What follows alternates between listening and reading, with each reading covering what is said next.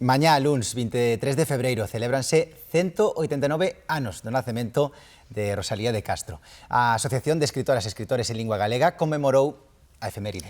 E fixo nun acto no Panteón de Galegos Ilustres recordando a Rosalía de Follas Novas, a da denuncia social e o compromiso cos máis débiles.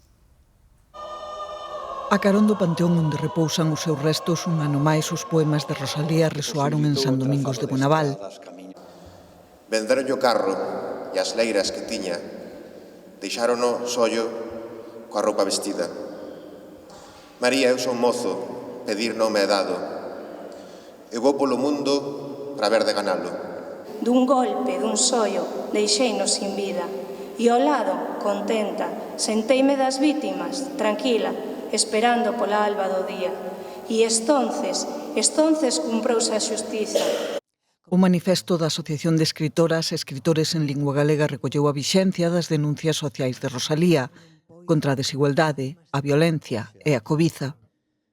A súa obra aborda con verdade e lucidez toda a problemática humana, tanto dende a súa emocionalidade como na súa dimensión social e política.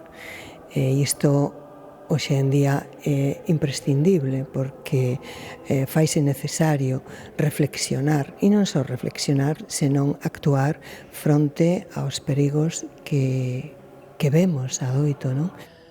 Os poemas que ela ten son como a grande poesía, esas que un pode ler e dan un resultado distinto segundo a época da vida nas que un as lee, non? É dicer, a lectura de Rosalía non se esgota. Este luns, día do aniversario, a asociación celebrará actos de homenaxe en distintas cidades galegas e promoverá a obra da autora nos centros de ensino. Súmanse así aos actos organizados pola propia Fundación Rosalía en Padrón e Santiago.